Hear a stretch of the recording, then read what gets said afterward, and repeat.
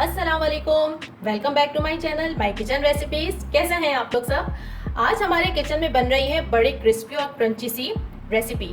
अच्छा, आलू की कटिंग से आपको कुछ कुछ अंदाज़ा तो हो गया होगा कि मैं क्या बनाने वाली हूँ, लेकिन इसको जो हम बनाएंगे इसमें एक ट्विस्ट है। आपको लग रहा होगा कि मैं शायद फ्रेंच फ्राइज बनाने वाली हूँ, तो आइए इसको बनाना शुरू करते हैं। पानी के अंदर डालना बहुत ज़रूरी होता है आलूओं को, और इसमें आपने डाल के भी रखना है ताकि इसका स्टार्च निकल जाए। जितनी मोटाई आपने रखनी है, जैसे फ्रेंच फ्राइज आप काटते हैं वैसे ही काटिएगा इसको। चलिए, हमारे आलू भी कट हो गए हैं, कटिंग कर ली हमने आलूओं की। इसको रखते हैं इस तरह से। आलूओं को हमें पानी के अंदर रखना है और ये साफ कर लेते हैं। पानी के अंदर हमें रखना है तकरीबन 5 मिनट तक, ताकि इसका जो स्टार्च है वो निकल जाए। आलूओं को रखे हुए तकरीबन 5 से 8 मिनट हो गए हैं। बस अब हमें इसे निकाल लेना है। एक साफ सुथरा सा हमें अपना एक बोल लेना है, इसके अंदर हमें इसको निकाल लेना है। और इसी के साथ ही अगर आप चैनल पे नए आए हैं तो चैनल को जल्दी से सब्सक्राइब कर लीजिए।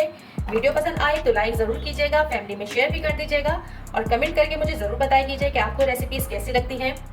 Thank you. बस ये निकाल ली है हमने, पानी को फेंक देते हैं। अच्छा, यहाँ पे हमें अब करना है, आलूओं को ड्राई करना है, ठीक है। इसके लिए हमें यहाँ पर हमें लेना है किचन टॉवल और इसे इस तरह से बिछाना है, ठीक है, इस तरह से। और इसके ऊपर हमें देखिए आलूओं को रखना है अलग अलग करके, एक साथ नहीं, ताकि इसमें जितना भी मॉइस्चर वो एब्जॉर्ब हो जाए। बहुत ज़्यादा तो खैर नहीं होगा, आलू में फिर भी रहता ही है, लेकिन काफ़ी हद तक हमें करना है, जितना हो सकता है। इस तरह से आलू को मैंने फैला दिया है, और इसके ऊपर से हमें टॉवल रख के इस तरह से इसको जितनी भी नमी है इसके अंदर उसे एब्जॉर्ब करना है, ठीक है, इस तरह से। बस अब मैं इन्हें उठा रही हूँ। देखिए कितने काफ़ी हद तक ये ड्राई हो गए हैं। बस अब इसे उठा के रखते हैं। ये प्रोसेस करना बहुत ज़रूरी है, और क्यों ज़रूरी है ये मैं आपको आगे बताऊंगी। वीडियो को स्किप नहीं कीजिएगा, पूरा देखिएगा। चलिए, अब हम इसके अंदर कुछ स्पाइसेस ऐड करेंगे। सबसे पहले तो मैं नमक डालूंगी। नमक आपने अपने टेस्ट के अकॉर्डिंग रखना है। मैं 3/4 टीस्पून ऐड कर रही हूँ नमक, और इसमें 1 टीस्पून हमें डालने हैं चिली फ्लेक्स या कुटी हुई लाल मिर्च, मेरे के 1/4 टीस्पून गार्लिक पाउडर। इससे बहुत अच्छा और बिल्कुल डिफरेंट सा टेस्ट आएगा। और लास्ट में इसके अंदर सबसे इम्पॉर्टेंट इंग्रेडिएंट जाने वाला है, इसमें जाएंगे अंडे। 2 अंडे हम इसमें ऐड करेंगे। इसमें 2 अंडे जा चुके हैं। अब हमें इसको अच्छे तरीके से मिक्स करना है।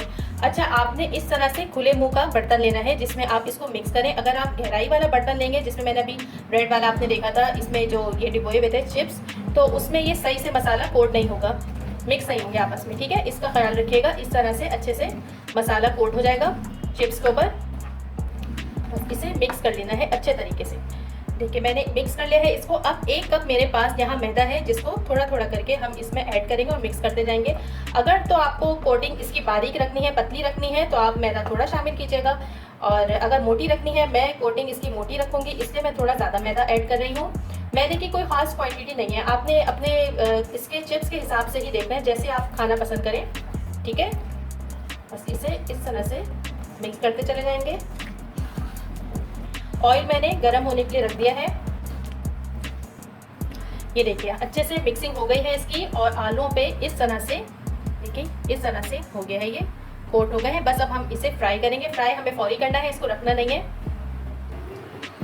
ऑयल गरम हो गया है। अच्छा, हमें चिप्स को 1 बाय 1 इस तरह से एक एक करके इसमें डालना है। देखिए पूरा एक साथ आपने नहीं डालना, ठीक है। फ्लेम मीडियम है।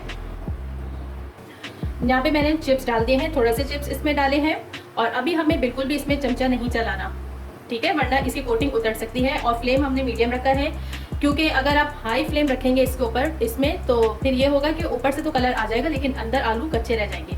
तो इसका ध्यान रखना है। मीडियम फ्लेम पे हमें इसे पकाना है, तकरीबन फ्राई करना है, पकाना नहीं है। और तकरीबन इसमें 5 से 8 मिनट लगेंगे, ठीक है। मैं आपको दिखाती हूँ।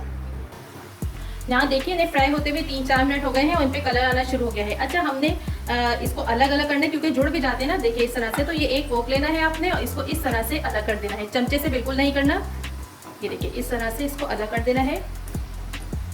चलिए, मैंने तकरीबन अलग ही है ये सारे। बस अब इसको अच्छा सा कलर देना है और फिर बाहर निकालेंगे।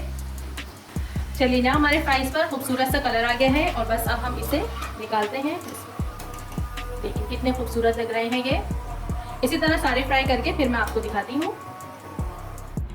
और यहाँ मज़ेदार से एग फ्रेंच फ्राइज बिल्कुल तैयार हैं। आप देखिए इसमें कितनी बेहतरीन सी कोटिंग आई है और अंदर तक के पके हुए हैं। मैं आपको दिखाती हूँ, ये देखिए बिल्कुल अंदर तक के पके हुए हैं, बहुत मज़ेदार हैं। आपने रेसिपी ट्राई ज़रूर करनी है। और हाँ, ये कोटिंग इसलिए अच्छी आई है क्योंकि हमने इसे टॉवल में जो हमने इसे ड्राई किया था, इसके अंदर पानी नहीं था, इसलिए इस पे कोटिंग आई है। अगर आप उसको गीला गीला ही बॉल में से निकाल कर उसे मसाले करके फ्राई करने की कोशिश करेंगे तो फिर वो कोटिंग उतरेगी।